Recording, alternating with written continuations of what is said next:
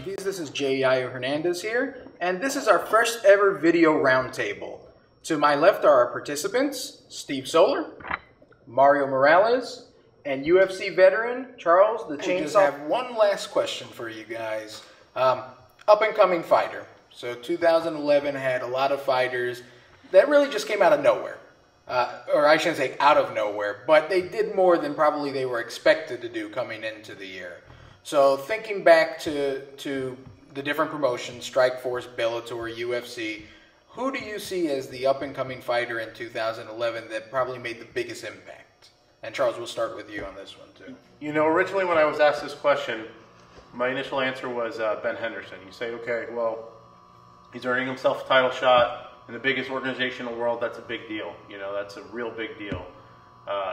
But then you think of Michael Chandler over there in Bellator, who went kind of under the radar, won all these fights, and ends up being lightweight champion of the world in the #2 organization in the world.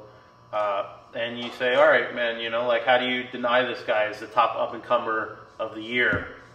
He's champion now. You still call him up-and-comer. I think because he's in Bellator, he's still an up-and-comer until Bellator either matches par with UFC or he ends up fighting guys in UFC, because the talent pool is just so much deeper right now at that weight class. I still consider him an up-and-comer even though he's a champ. And I would say that without a doubt, man, that guy's only going to get better. He's young, he's hungry, he's strong as an ox, powerful, great striker, great wrestler, great jiu-jitsu. I think that's your up-and-comer of the year.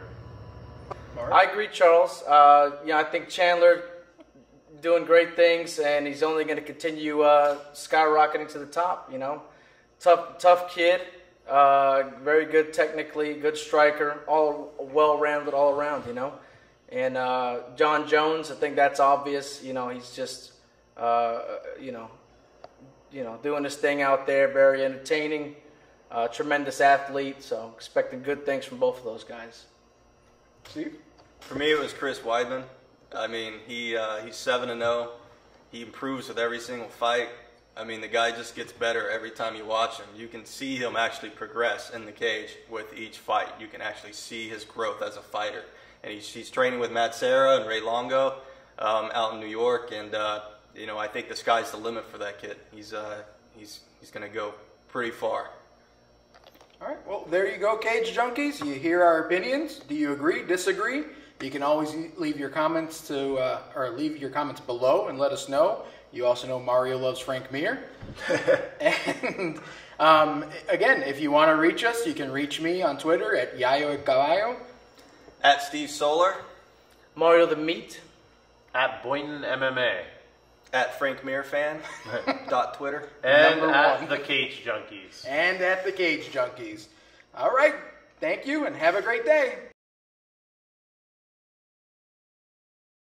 Positive things coming from John Jones. I'm sorry, we're under attack. Is that a train? Yeah, it's a train. Oh, wait we for the did train pass to the train. What's up with this train, guys? This is. I'm a professional. I refuse to work this way, Steve.